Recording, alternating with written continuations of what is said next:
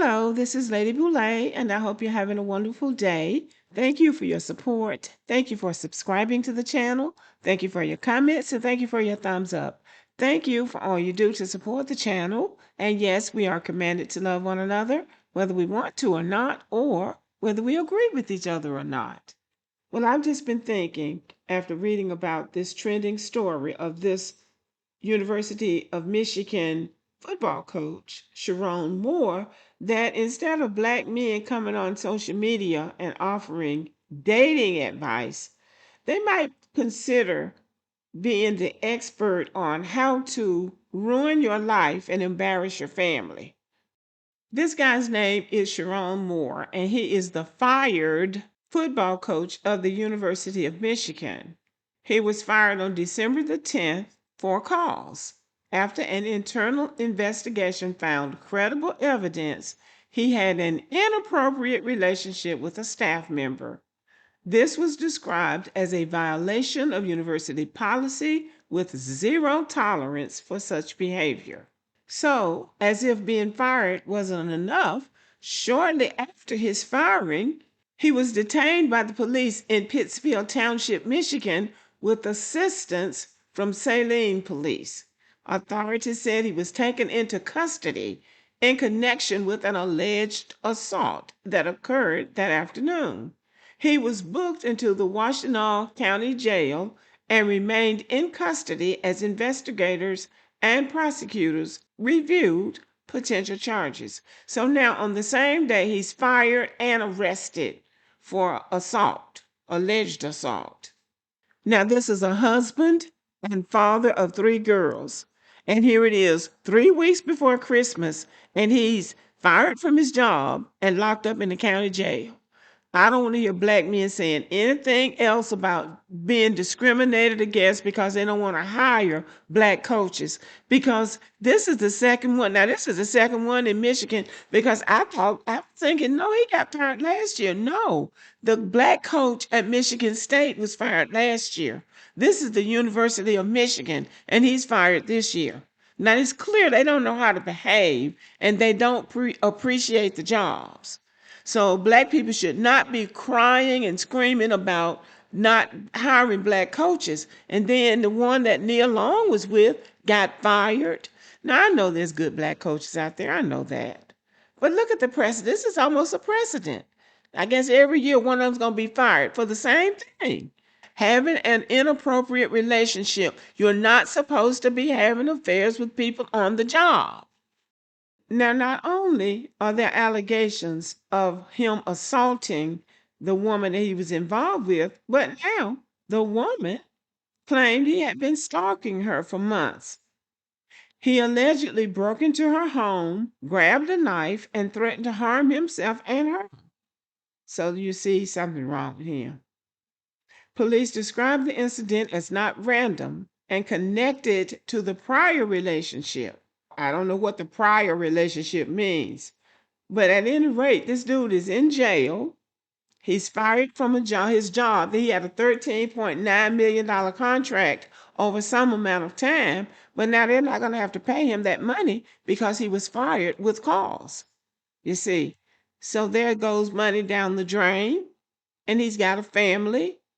And there were some allegations that the wife had, separated from him and did some legal maneuvering to protect the money, but I looked into it and so far it says that that's not true. But if it was me, I would try to get that money out of his name. I would get the money what he had because he was making $500,000 a year.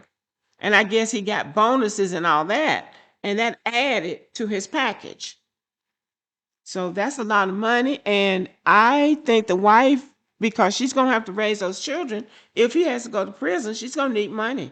So, nobody would blame her if she would try to, put that money in trust or something where he won't run through with it trying to defend himself in court over something that he actually did.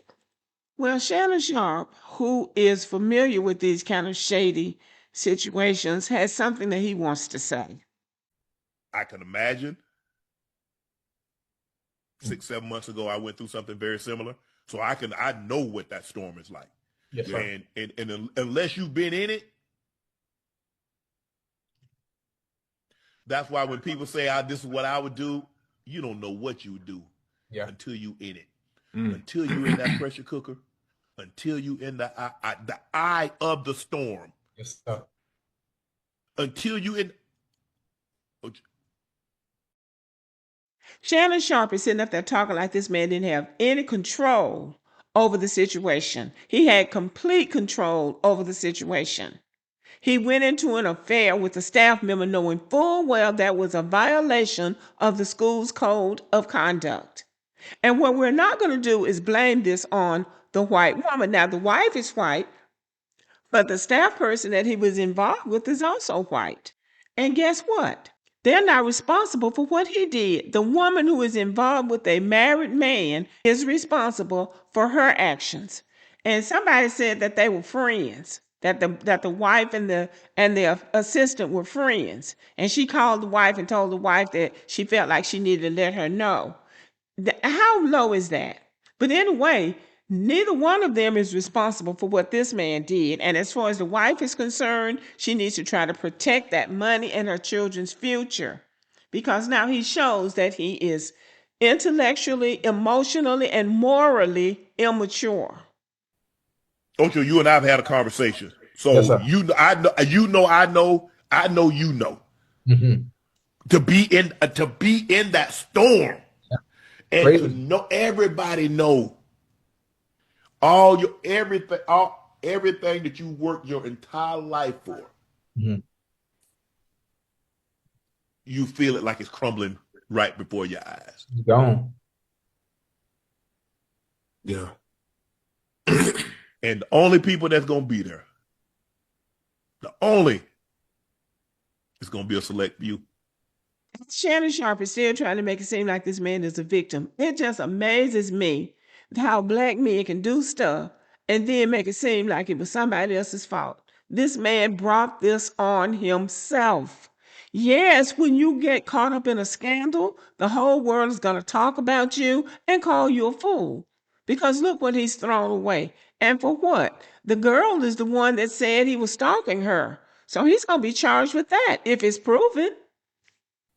I mean, everybody look. It's kind of it. Look, and I understand the situation, but if you're married and you engage in an inappropriate relationship, why would you do that? You married. It's everybody always say, well, "Why would you do that? Why would you do that?"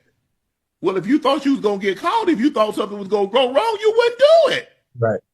The same reason you speed. If you thought you was gonna get caught, you think you would speed? No. Now, this is where not having intellectual depth comes in. First of all, the school's code of conduct says that you're not supposed to be romantically involved with coworkers. That's the first thing you ought to process. I'm not supposed to be romantically involved with my assistant. That's a no-brainer. So that's really not about you thinking that you're not going to get caught. That's you betting against the odds that you won't get caught, because there are enough black men who have been caught up in things like this, who have gotten caught and gotten fired from their jobs, that you should anticipate that you might get caught too and move accordingly. You don't take a chance on your job that way. It's plenty of pretty blonde-haired white women in all of these towns that would be willing to have an affair with a good-looking head football coach of a major college. That really wouldn't be hard for him to get. And if you just got to be in a relationship outside of your marriage, which is wrong, then you need to pick one of them. So here is a collage of the players involved. This is him with his wife, and then this is a side chick in the inset, and here he is over here on the right. It looks like they're at a game, and he's in a picture with the side chick. And what she did after she began her affair with him, she was working as his assistant, making $58,000 a year, gave herself a raise. Now she's making $90,000 a year. He's locked up in jail, and she still got her job. Sherrone Moore fired from Michigan for having an inappropriate affair with a female staffer. Now, I don't blame Black American men, FBA men, for pointing out that this man is an immigrant from Trinidad. I don't know if he's first gen or if his family came and he's second gen. I don't know what he's supposed to be. But they pointed out that he's from Trinidad. And the reason that is significant is because they don't bear the cost of the struggle. So he came here in a ready made country with a door that was open for him to go in and get that job. But because his family didn't put in any work, they were not a part of the struggle. The bones and blood of their ancestors are not in the soil of the United States of America. He didn't place any real value on that position because he doesn't know what it has cost for him to get there.